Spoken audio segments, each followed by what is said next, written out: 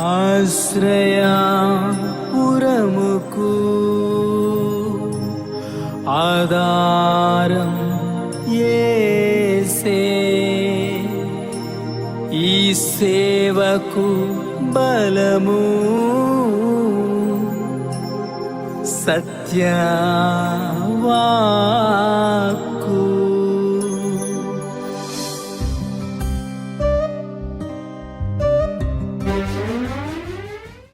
ఉదయకాల ప్రార్థనకు మిమ్మలను ప్రేమపూర్వకంగా ఆహ్వానిస్తున్నాను. ప్రియులరా, గడిచిన రాత్రంతా ఆయన సజీవమైన రెక్కల చాటును భద్రపరిచి క్షేమకరంగా నడిపించి మరొక శ్రేష్టమైన దినమనగా 28వ తేదీ సెప్టెంబర్ మాసం 2025వ సంవత్సరం ఆదివార దినాన్ని మన సజీవులుగా ఉంచడానికి ప్రభు కృపనిచ్చారు. అందును బట్టి ఆయనకు కృతజ్ఞతాస్తుతులు చెల్లిద్దాం. మొదటగా వాక్యాన్ని ధ్యానిద్దాం.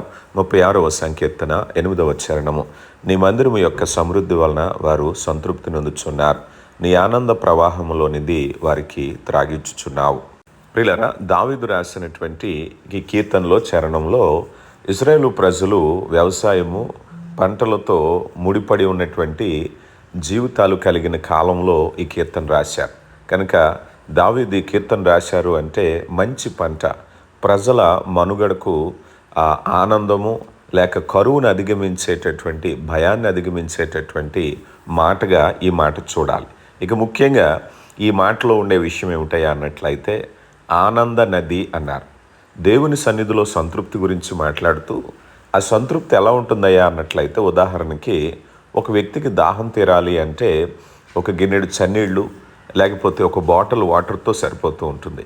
కానీ ఆ సంతృప్తిని దావీదు ఏ స్థాయిలో పోర్చారన్నట్లయితే ఆనంద నది అన్నారు.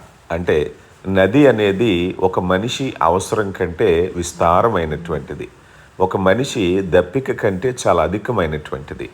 దావీదు ఆ పోలిక పోల్చటానికి గల కారణం ఏమిటంటే, దేవుని దగ్గర ఆ లోతైన ఆనందాలు, అనుభవాలు ఉంటాయి. మన యొక్క భౌతిక అవసరాలకు మించిన హృదయాన్ని, ఆత్మకు సంబంధించిన సంతృప్తికరమైన ఆనందాన్ని మందిరములో మనం పొందుకుంటాం. ప్రియులారా, దేవుని దగ్గర, దేవుని సన్నిధానంలో ఆనందం ఎలా ఉంటుందంటే సమృద్ధికి మించి ఉంటుంది అన్నారు. మరి ఆనందాన్ని పొందుకోవటానికి సాధారణంగా అందరికీ వర్తిస్తుందా అంటే, ఇక్కడ దేవుడు చెప్పేది ఏమిటంటే తన యొద్దకు వచ్చేవారికి, తన యొక్క మందిరానికి వచ్చేటటువంటి వారికి ఆ సమృద్ధైన ఆనందాన్ని దేవుడు అనుగ్రహిస్తానని తెలియపరుస్తూ ఉన్నారు. ప్రియులరా, జీవితంలో మనం సంతోషంగా ఉండడానికి అనేక పనులు చేస్తాం. ఇంకా చెప్పాలి అంటే ఉదయం లేచినప్పటి నుంచి రాత్రి నిద్రపోయే వరకు మనం చేసే పనులన్నీ కూడా అవి ఏ పనైనా దాని వెనకాల ఆనందము, సంతృప్తి అనేవి కలగటానికే చేస్తాం. నీ వ్యాపారమైనా, నీ ఉద్యోగమైనా, నీ పనిపాట్లైనా, నీ ప్రయత్నాలైనా, విందు వినోదాలైనా, నీ రాబడైనా, నీ ఖర్చైనా, ఏదైనా కూడా నీ జీవితంలో ఒక సంతృప్తి, ఆనందం కోసం నువ్వు ప్రయత్నిస్తూ ఉంటావు. ప్రశ్న ఏమిటంటే, నిజంగా అలాంటి ఆనందాన్ని ఇచ్చిందా? ఆ ఆనందాలన్నీ పరిమితమా? ఆనందాలన్నీ కొనుగోలు చేయాలా? ఆ ఆనందాలన్నీ చాలా ఖరీదైనవా? మనం చాలాసార్లు అనుకుంటాం ఆ ఆనందము చాలా ఖరీదైనటువంటిది. కానీ ఇక్కడ దేవుడిచ్చే ఆనందం గురించి మాట్లాడుకుంటే ఆ ఆనందము ఆనంద నది అన్నారు. ఎందుకనంటే దేవుడిచ్చే ఆశీర్వాదము నువ్వు ఊహించిన దానికంటే అధికమైనటువంటిది. అది ఎలాంటిదని కీర్తనకారుడు వివరిస్తూ 23వ సంకీర్తన 5వ చరణంలో కూడా, నా శత్రువుల ఎదుట నీవు నాకు భోజనము సిద్ధపరిచెదవు, నూనెతో నా తల అంటి ఉన్నావు, నా గిన్నె నిండి పొర్లుచున్నది అంటున్నారు కీర్తనకారుడు. నీకుండేటువంటి ఏ శత్రువైనా, మనుషులు శత్రువులుగా ఇక్కడ వాక్యం అంగీకరించట్లేదు, కానీ నీకుండే సమస్య అనే శత్రువు ఎదుట దాన్ని లొంగదీసేటటువంటి ఆనందం, ఇది ఎంత గొప్ప ఆశీర్వాదమో ఒక ఆలోచన చేశారా? చాలామంది ఆర్థిక సమస్యలని శత్రుత్వంలో మిగిలిపోతున్నారు. కుటుంబ సమస్యలు, ఇంకేదో మనశ్శాంతి లేకపోవటం, ఇంకేదో వ్యసనం, ఏదో సాధించవలసింది, ఏదో ఒక విధమైన అసంతృప్తితో ఉండిపోతున్నారు. కానీ దేవుడు చెప్తున్నారు, నా శత్రువు ఎదుట నీవు నాకు భోజనము సిద్ధపరచదు. పూర్వం ఆ రాజులు యుద్ధానికి వెళ్ళినప్పుడు ఎక్కడైతే ఆ రాజ్యం మీద యుద్ధాన్ని గెలిచారో ఆ గెలిచిన వెంటనే అక్కడే విందును ఏర్పాటు చేసుకునేవారట, అక్కడే సెలబ్రేషన్ చేసుకునేవారు. అంటే శత్రువు ఎదుట భోజనం అంటే విజయం అని దాని అర్థం. యుద్ధం ముగిసింది, విజయం వచ్చింది కనుక వెంటనే రాజు తన సైన్యంతో కలిసి అక్కడ విందును ఆరగించేవాడు. ఇదే శత్రువు ఎదుట మనం భోజనం చేయటం. దేవుని ప్రేమ ఉచితమైనది, అది కృపతో ఇచ్చేది, అది ఖరీదైంది కాదు. యెషయా గ్రంథం 55వ అధ్యాయం 1-2 వచనాల్లో అంటున్నారు, దప్పిగొని వాళ్ళారా నీళ్ళ యొద్దకు రండి, రోకలు లేని వారా మీరు వచ్చి కొని భోజనము చేయడి. రండి, రోకలు లేకపోయినను ఏమీ నీయకనే ద్రాక్షరసము పాలను కొనడి. ఆహారము కాని దాని కొరకు మీరు ఎలా రోకలు ఇచ్చెదరు? సంతుష్టి కలుగచేయని దాని కొరకు మీ కష్టార్జితం ఎందుకు వ్యయపరిచెదరు? నా మాట జాగ్రత్తగా ఆలకించి మంచి పదార్థములు భుజించి మీ ప్రాణములకు సారమైన దాని యందు సుఖింపనీయుడి అంటున్నారు. దేవుడు ఎప్పటికప్పుడు ఈ లోకంలో ఇచ్చిస్తున్నాడు. ఎందుకంటే అపవాది ప్రలోభ పెట్టి మన సంతోషాన్ని అపహరించి ఈరోజు ఎంతోమంది సంతోషమని వ్యసనాల్లోకి వెళ్ళి ఆర్థికంగా నష్టపోయిన వారు, ఆరోగ్యపరంగా నష్టపోయిన వారిని ఎంతోమంది చూస్తున్నాం. అందుకే ఇక్కడ వాక్యం చెప్తుంది, ఆహారము కాని దాని కొరకు మీరు ఎలా రోకలు ఇచ్చేదా? సంతుష్టి కలగచేయని దాని కొరకు మీ కష్టార్జితమును ఎందుకు వ్యయపరిచెదరు? ఈరోజు మనం చూస్తాం, చాలామంది వారి కష్టార్జితాన్ని వ్యసనాలు వెంబడి రకరకాల ఆనందాల కొరకు లేకపోతే ఆన్లైన్ బెట్టింగుల కొరకు ఖర్చు పెట్టడం మనం చూస్తూ ఉన్నాం.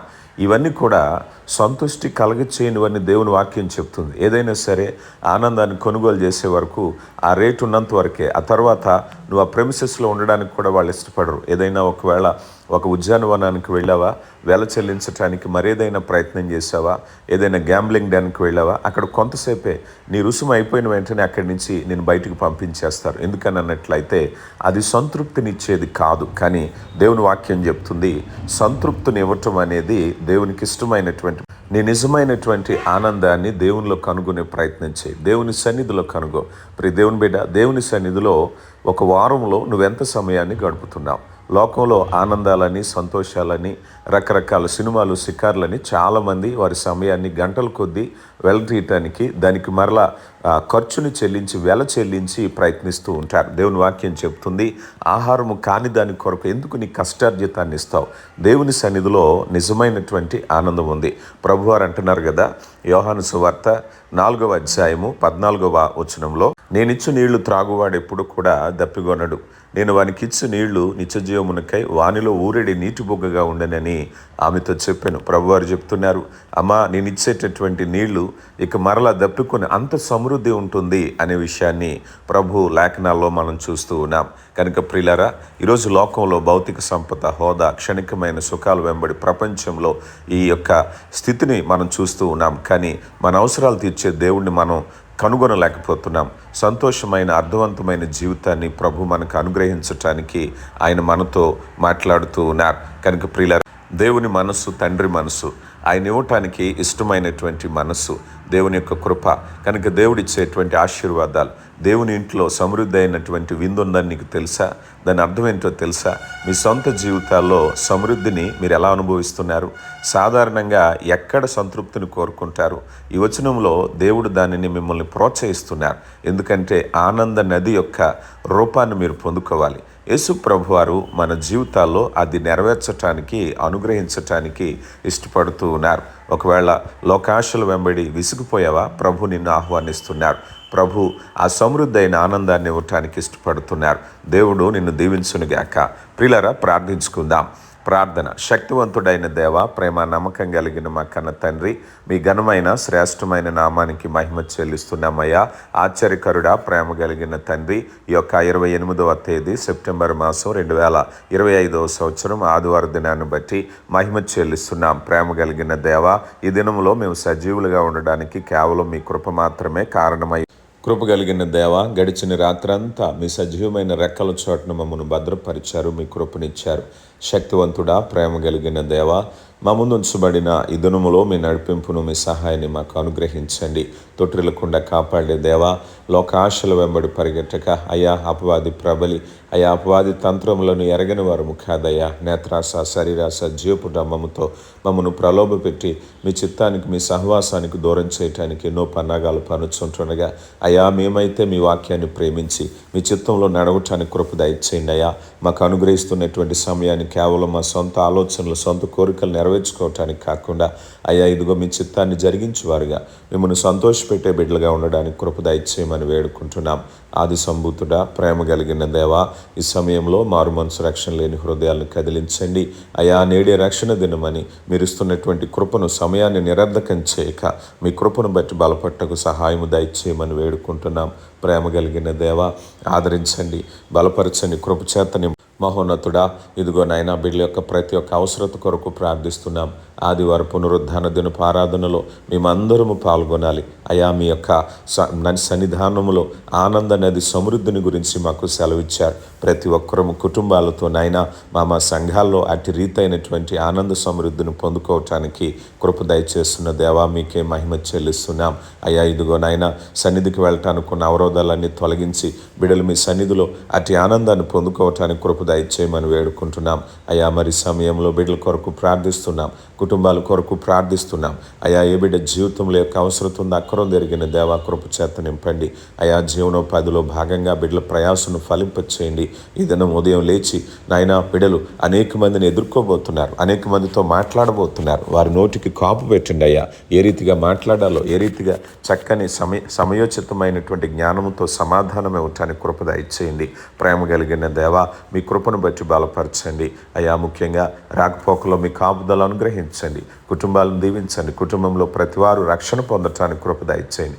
మా కుటుంబాలు వాక్యం అనే పునాది మీద కట్టబడాలి. మా కుటుంబాలు నాయన ఆశీర్వాదాలతో నింపబడాలి. ప్రేమ కలిగిన దేవా మీకే మహిమ చెల్లిస్తున్నాం అయా. మరి సమయంలో బిడ్డలను దర్శించండి, మీ కృప చేత నింపండి. కుటుంబ అవసరతలు ఎరిగిన దేవా దర్శించండి అయా. మా బిడ్డల చదువుల కొరకు ప్రార్థిస్తున్నాం, కృపచేత నింపండి అయా. ముఖ్యంగా సొంత గృహం లేని వారిని దర్శించండి, గర్భఫలం లేని వారిని దర్శించండి, అనారోగ్యంతో ఉన్న వారిని దర్శించండి, నిరుద్యోగులను దర్శించండి. కుటుంబాల్లో ఆర్థిక సమస్యలు, అప్పుల భారం, రుణభారం నుంచి విడుదల కలగచేయండి. కుటుంబాల్లో ఐక్యత, సఖ్యత, ప్రేమను దయచేయమని వేడుకుంటున్నాం. దూరదేశాలు, దూర ప్రాంతాల్లో పనిచేస్తున్న బిడ్డల కొరకు ప్రార్థిస్తున్నాం. దినమెల్లా వారి కొరకు ప్రార్థిస్తుంటుండగా మీ కృపచేత నింపండి. బిడ్డలు ఎక్కడున్నా ఆత్మీయులుగా రక్షింపబడిన వారిగా ఉండడానికి దయచేయండి. పనిపాట్లలో మీరు తోడుగా ఉండండి, ప్రయాణాల్లో మీరు తోడుగా ఉండండి. దేశ నాయకులు, రాష్ట్ర నాయకులు, పాలకులు, అధికారులను దీవించండి అయా. వారు మీ చిత్త ప్రకారం పరిపాలించడానికి కృప దయచేయండి. సన్నిధి ఆశీర్వాదాలతో నింపండి నా తండ్రి. సహకారుల కొరకు ప్రార్థిస్తున్నాం, కృపచేత నింపండి అయా. మా చిన్న పరిచర్యను మీ కృపచేత నింపి ఉన్నతమైన ఆశీర్వాదాలతో నింపి సమస్త మహిమ, ఘనత, ప్రభావాలు మీరే పొందుకోమని క్రీస్తు నామములో అడిగి వేడుకుంటున్నాం తండ్రి.